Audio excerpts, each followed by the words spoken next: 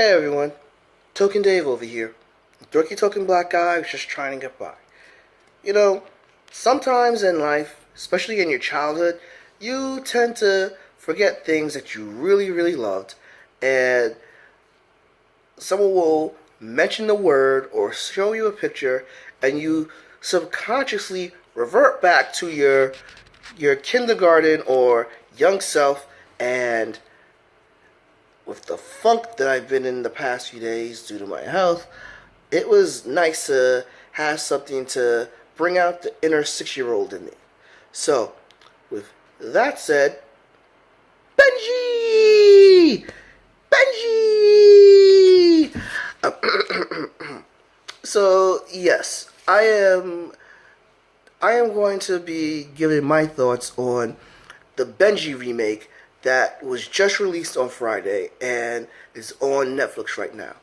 All right. So, what is Benji? Well, Benji is the remake of a 1974 movie that basically centers around a stray dog who ends up in New Orleans and charms and befriends a pair of elementary school siblings who inadvertently stumble into a robbery and they're kidnapped.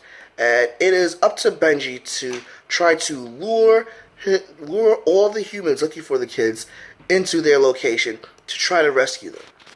Now, I'll be honest, I so forgot about Benji. You know, the last time I actually watched a Benji movie was back when I think I was 8. Yeah, I had to have been 8 when I saw Benji the Hunted in the movies.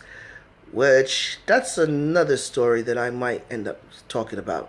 But needless to say, I loved the Benji character. The Benji character was like, your run-of-the-mill, cute, adorable dog who had his adventures with a family. And this remake actually, it's fairly interesting and also kind of out of my depth, being that this is a family-oriented movie, So, since I don't have any kids, nor see myself having kids ever, I am not of the demographic. So, this is going to be very interesting for me to talk about this movie as, I'm, yeah, I'm not in the demographic, nor have kids to share this with.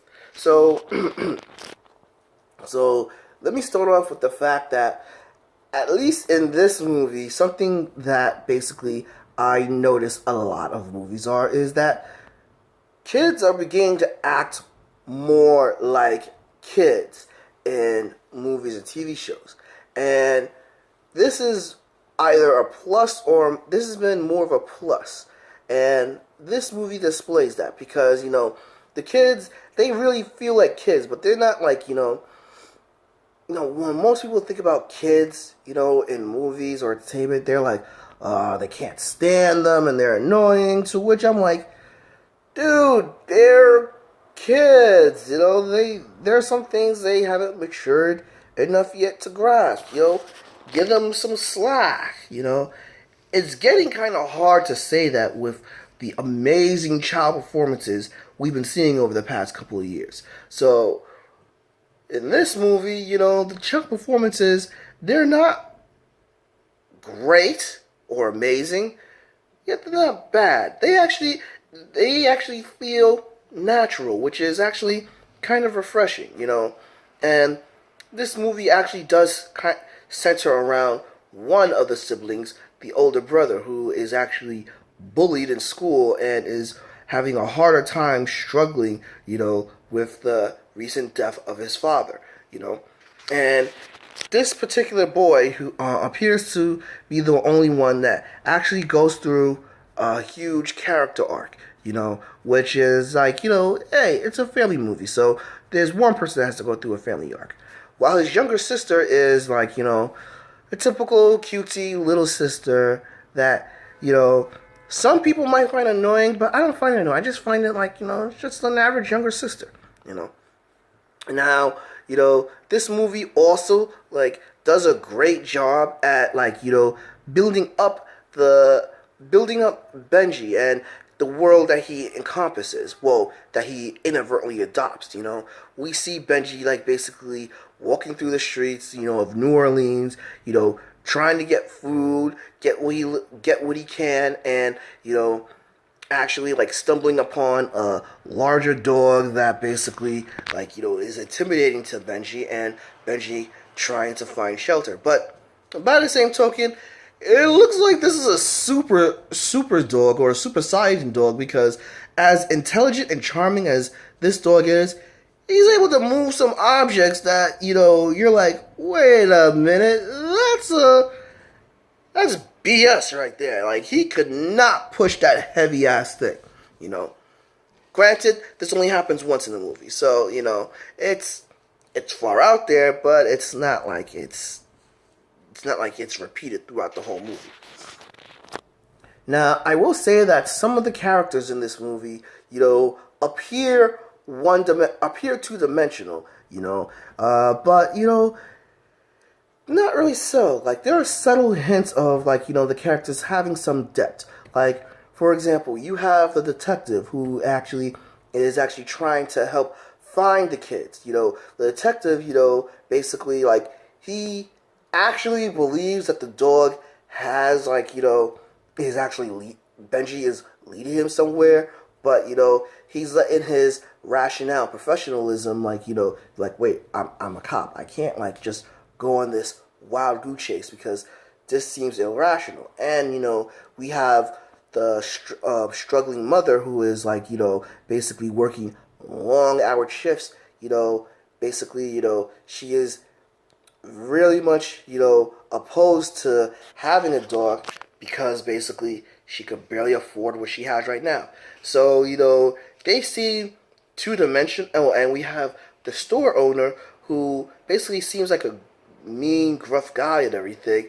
But, there's moments where these three characters actually shine and basically display that they're not the one notes that they are portrayed out to be. Especially, one thing about this movie also, like, while it's a family-oriented movie and, like, is huge on the touching cute factor, they actually bring things down to reality fairly well. And, that's one thing that I remember as a kid. Like, I'm like, oh, this is nice. And as I grew older, I'm like, became more jaded. I was like, how could that happen? And, this movie actually, like, it actually is very well done and more realistic than, like, some of the family movies that I remember as a kid. The robbers and kidnappers in this movie, they're not these over-the-top Saturday morning cartoon villains. No, these are actual, people in a bad situation, but, they take their bad situation in the wrong light, and, thus, they're not like, oh, you're a meathead, and they're like, yes, I am. No, they're just basically like, they're criminals. They're criminals that were like, like brought up on the wrong side of the tracks, and they basically took a route that is, less than stellar. So you don't empathize with them too much, yet you don't totally hate them. Well, one of them you hate, the other one you totally don't hate, but then you end up thinking, wait, but they're implicit in the kidnapping. So it really makes you it makes you understand the villains a little bit better, but it doesn't make you empathize with them, which is not bad. And there are a bunch of cute scenes in this movie. So, hey, it's a family film. You're supposed to have cutesy-wootsy things, especially with animals. So, what are the drawbacks in this? Well, number one, I am not one for country music, personally, and you hear a lot of it in this movie, but that could just be, like, me, like, not being into that style of music. Another thing is, there are some times where the movie falls into cliches. The parent that doesn't want the dog, that basically sees that the dog has value, the life lesson that the kids learn, and basically, the bad guys basically, like, nobody like believe in the dog or think the dog wasted their time and everything. You have some of those cliches, but basically what with those negatives, the good greatly outweighs it, because it's touching, it's heartwarming. You think it's going in one direction, but it actually it actually goes in that direction, but by the same token, it doesn't do so by conventional means, And basically, they were actually banking on the name Benji, but to be honest, even if they didn't call this Benji, this would actually still be an enjoyable family film and all. So with all that said, Benji's actually cool. I enjoyed it. So basically, if you're watching this and you have children, and you want them to have 90 minutes of pure cute kid time, definitely I would say check it out, but might not be for everyone. Agree? Disagree? Please drop me a comment below, give me a like, follow me on Facebook at Token Dave or on Twitter at Token Dave 80, subscribe, and ring that bell so you know when a new video loads. But until then, this has been Token Dave, Doki Toki Black Guy who's just trying to get by, and I'll catch all of you later.